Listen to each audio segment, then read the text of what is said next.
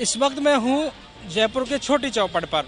13 मई 2008 का वो काला दिन जो जयपुर के लोग जब याद करते हैं तो उनकी आंखों में आंसू आ जाते हैं। वो ऐसा मंजर था जब जयपुर में सिलसिलेवार तरीके से 8 बम धमाके हुए थे बाजार में, और यहाँ पर फूल मालाओं की जो दुकानें वो सजी हुई थी। लोग शाम के वक्त मंदिरों में आरती में मशगूल थे। किसी को पता नहीं था कि ऐसा भी हो सकता है। अचानक से बम धमाके हुए और जिस जगह पे मैं खड़ा हुआ हूँ इसी जगह पर बम धमाका हुआ और यहाँ पर दुकानदार भी बैठे हुए थे, लेकिन उनको पता नहीं था कि अचानक ये क्या हुआ। हम उनकी ज़बानी जानेंगे कि आखिरकार उस दिन क्या हुआ था जब वो बैठे हुए थे। अचानक से जब बम धमाके हुए तो किस तरह से सुन्न हो गए थे और पता नहीं चल पा रहा था कि आखिरकार ये हुआ क्या है। अंकल जी, क्या हुआ था उस दिन आप जब यहाँ थे तो किस तरह का मंजर हुआ था? उस दिन हम हमारे रोजमर्रा की तरह हमारी दुकानों पे फूल मालाओं का वो टोकरा पैक कर रहे थे। अचानक यहाँ पीछे से धमाका हुआ और ऊपर पेड़ में आग लग गई या मोटरसाइकिल वो चल गई। हम भी घायल हो गए। हमारे यहाँ 5-7 आदमी बैठे थे, वो भी सब घायल हो गए और कोई संभावना ही नहीं थी ऐसा हो जाएगा। वो अचानक धमाका हुआ तो सब सो गए। उसके बाद में हॉस्पिटल गए तो वहाँ भी लाशों का अंबार लगा हुआ था। आपके कहाँ छर्रे लगे थे उस वक्त? यहाँ लगे थे, यहाँ पाँव में, यहाँ पे। कितने छर्रे लगे थे आपके? 6 जगह लगे थे। कितने दिन हॉस्पिटल में रहे? 8 दिन रहा था मैं हॉस्पिटल में। और उसके बाद में घर पे 6 महीने रहा था। 6 महीने घर पे रहे थे। कारोबार व्यापार सब छूट गया था? छूट गए, सब तबाह हो गया काम। उसके बाद में फिर बच्चों की पढ़ाई भी छुड़वा दी, उनको संभाला बच्चों को। आज जो काम काज था आपने बच्चों को संभालना पड़ा। उसके बाद में अब वो तबीयत पहले से ज़्यादा खराब रहने लग गई। अब उस टाइम से ही वो ब्लड प्रेशर हाई वगैरह भी शरीर में वो चुभते होंगे जब ये कभी कभी? वो सगे वो बदल होते हैं तब तकलीफ देते हैं। उनकी वजह से ये ब्लड प्रेशर वो तेज रहता है हमेशा। खून बनना बंद हो गया। उसके बाद में वो शरीर में कमजोरी आती ही जा गई। उसके बाद हमारे साथ और भी हैं जो आंखों देखी यहाँ पर देखा तो उन्होंने मंजर, और गवाह भी वो बने थे। उन्होंने रिपोर्ट भी दर्ज कराई और लगातार वो उनके लिए मसीहा बनकर लड़े और कोर्ट के लगातार उन्होंने चक्कर भी लगाए। वो बताएंगे कि किस तरह का मंजर उस वक्त था और वो यहाँ थे, किस तरह से घायलों की उन्होंने मदद की थी और किस तरह से आपने घायलों की मदद। अचानक जो हुआ था फिर आपने किस तरह से सोचा कि क्या करना चाहिए? अचानक से हम लोग घबरा गए। फिर घबरा से पहले तो थाने की तरफ गया, वहाँ से मैंने पुलिस की मदद ली तो फिर वहाँ पे भी विस्फोट हो गया। फिर वहाँ से हम लोग दौड़ते हुए इधर आए। इधर घायलों को पुलिस की मदद से पुलिस जीप में टैक्सियों में डालते सबको अस्पताल पहुँचाया हमने। पहला धमाका यहाँ धमाका हुआ तो यहाँ अफरा तफरी का माहौल उस वक्त था। फिर आपने उधर से पुलिस जो सामने पुलिस का जो थाना है वहाँ पर भी एक धमाका हुआ तो वहाँ से पुलिसकर्मी इधर आए तो वहाँ क्या घटना हुई थी और कितने पुलिसकर्मी वहाँ घायल हुए थे? क्या मौत हो गई थी पुलिसकर्मी? वहाँ 8 से 10 पुलिसकर्मियों की मौत हुई थी। उसमें सिविलियन भी थे और पुलिसकर्मी भी थे। और जो मेरे साथ दौड़ रहे वो बच गए और बाकी जो वहाँ रह गए वो ऊपर मतलब अल्लाह को प्यारे हो गए। आप लगातार कोर्ट के चक्कर लगाते रहे, कितने दिन कोर्ट के चक्कर लगाए? सरकारी मदद क्या हो पाई अभी तक?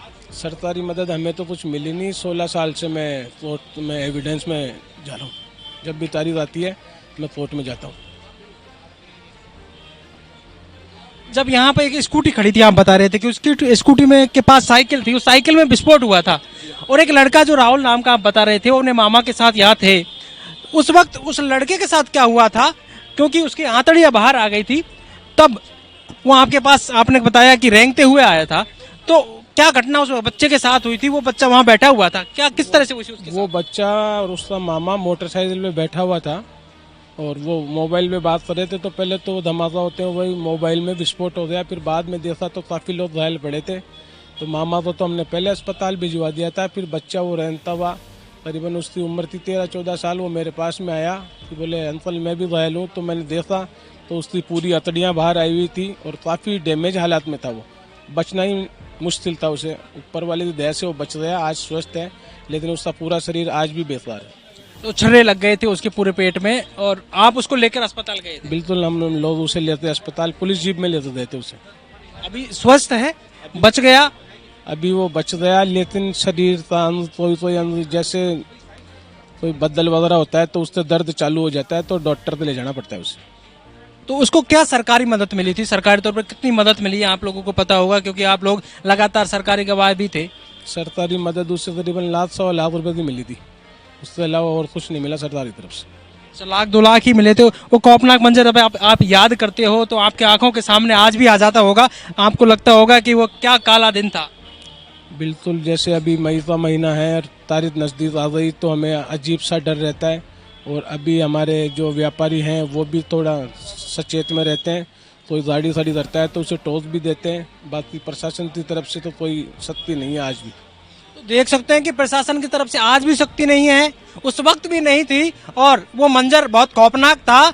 जब 13 मई का दिन आता है, मई का महीना आता है, तो यहाँ के जो लोग रहने वाले हैं, व्यापारी हैं, दुकानदार हैं, फूल मालाओं की जो दुकान चलाते हैं, उनके दिमाग में वही चीजें फिर से आ जाती हैं। एक डर बैठ जाता है कि कहीं वो 13 मई का दिन दोबारा ना हो जाए, क्योंकि जयपुर जैसे शहर में किसी ने नहीं सोचा था कि एक दिन जयपुर में बम धमाके भी हो सकते हैं। हमारे साथ और भी हैं दुकानदार जो उस वक्त मौजूद थे, और वो अचानक अंदर बैठे हुए थे। और क्या हुआ था सर उस वक्त? अब ऐसे हुआ, एकदम विस्फोट हुआ, काफी तेज हुआ, तो धुएं से चल गई दुकान में से, शीशे से टूट गए, दुकान में धुएं भर गई। तो हमने देखा भाई पता नहीं क्या हुआ, पहले तो समझ नहीं पाया ना। मेरी मोटरसाइकिल थी यहाँ बराबर, उसके साइकिल के वो भी जल गई। एक मोटरसाइकिल मालियों की थी वो जल गई। एक स्कूटर था अपने कपड़े वाले का, उसका आज तक पता ठिकाना नहीं, उसको कहाँ है, हैंडल कहाँ है, कुछ भी नहीं मिला। हमारी मोटरसाइकिल तो जल के रह गई थोड़ी।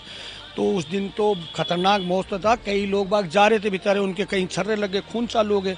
तो हमको तो उस टाइम तो ये पकड़ में नहीं आया भाई क्या हुआ। उसके बाद में जब पता पड़ा कि ये तो बम ब्लास्ट है, तो आज भी उस पर दहशत बनी हुई है कि साला ऐसा नहीं हो जाए, कभी ऐसा नहीं हो जाए। उस वक्त कितने दिन बाजार बंद रहे थे? कितना व्यापार आपका प्रभावित हुआ? 3-4 दिन बंद रहा था। 3-4 दिन ये जगह सील थी। उसके बाद में सरकारी एविडेंस भी हूँ मैं, सरकार से तरफ से नोटिस आते हैं। 3-4 दिन में मैंने एविडेंस भी दिए, लेकिन न्याय नहीं मिला साहब। कुल मिला के न्याय अभी तक गलत है। उनको क्यों रख रखा है? टीम पे एविडेंस वो सरकारी गवाह वो बताते हैं मेरे हाँ साहब हमारे वैसे हुआ था, इतने आदमी मरे थे। लेकिन अभी तो पता नहीं सरकार ने क्या सोच रखा है, उनको क्यों नहीं सजा दे रहे। सरकार से क्या कहना चाहेंगे, क्या अपील करना चाहेंगे कि 2008 के जो आरोपी हैं जिन्होंने ये दहशत फैलाई थी, वो जो दहशतगर्द थे, उन्होंने जो किया था, उनको तो कहीं ना कहीं न्याय तो मिलना चाहिए। भाई उनको सजा दो, जब उन्होंने दोष हो गए तो उनको सजा दो। उनको क्यों रख रखा है? हमारे हिसाब से तो उनको सजा दो, जो उनके जो मरने वाले की भी आत्मा में शांति मिले, उनको परिवार को मिले कि आज मेरे जो बेटा गया, किसी का बहन गई है, किसी का भाई गया, तो उनको भी है कि आज मेरे गुनाहगार को सजा मिल गई। पहला बम धमाका सांगानेरी गेट के पास हुआ, सांगानेरी गेट हनुमान जी के बाद, उसके बाद में बड़ी चौपड़ मानक चौक थाने के बाद, उसके बाद में चूड़ी वाले खंडा है जो बड़ी चौपड़ से होली साइड आते हैं, जो तिरपोलिया में घुसते हैं, वहाँ हुआ। उसके बाद में अपने मनियारों के रास्ते कोने पर हुआ। उसके बाद में छोटी चौपड़ हुआ। छोटी चौपड़ के बाद में कोतवाली के सामने हुआ। कोतवाली के बाद में चांदपोल हनुमान जी के मंदिर के बाद ऐसा हुआ। बहुत सारे लोग वहाँ हताहत हुए, कई लोगों की ऑन द स्पॉट भी मौत हो गई थी, और कई लोग ऐसे भी थे जिनके हाथ पैरों में भी आज भी वो अपाहिज हैं, चल नहीं पाते हैं, कई चीजें हो गई थी। वो मंजर बहुत खौफनाक था। हाँ, खतरनाक था। मेरे एक रिश्तेदार था, दूध लेके आता था कनकपरा का रहने वाले से, वो उसके केवल पैर का टुकड़ा मिला था हमको। सिर्फ पैर का टुकड़ा? पैर का टुकड़े से उसका दाग संस्कार किया था। उनका कुछ भी नहीं मिला। मोटरसाइकिल वगैरह, दूध की टंकियां वगैरह सब ब्लास्ट हो गई। आज वो उसे वहीं मरा हुआ है। एक पैर का टुकड़ा मिला था, उसके पैर के टुकड़े के आधार पे पहचाना था भाई ये आदमी खत्म हो चुका।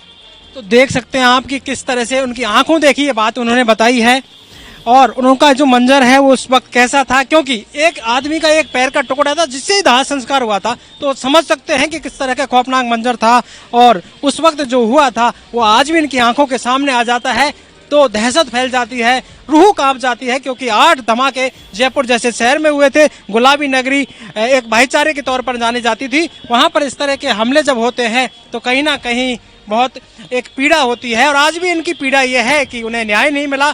जो आरोपी थे, कई आरोपियों को तो आज कोर्ट में बरी हो चुके हैं, तो इनका यही है कि उनको आरोपी को सजा मिलनी चाहिए, और जो उन्होंने ऐसा काम किया है वो सलाखों के पीछे हो, और उन्हें एक ऐसी सजा कानून के तौर पर मिले जिससे इनकी जो पीड़ा है वो कम से कम कुछ कम हो। हम देख सकते हैं कि आज भी यहाँ पर निशान मौजूद है, इस तरफ यहीं पर हुआ था, छर्रों के निशान आज भी मौजूद हैं, और वो जख्म इन लोगों के आज भी हैं। आप देख सकते हैं कि तस्वीरों के माध्यम से कि किस तरह से यहाँ पर छर्रों के निशान पेड़ों में लगे हुए हैं। ये मंदिर है और यहाँ पर जो ये लगा हुआ था बोर्ड उसमें भी छर्रों के निशान हैं। कह सकते हैं कि कितनी खतरनाक तरीके से उन दहशतगर्दों ने दिमाग लगाकर और इस माहौल को बिगाड़ने की कोशिश की थी जयपुर शहर को।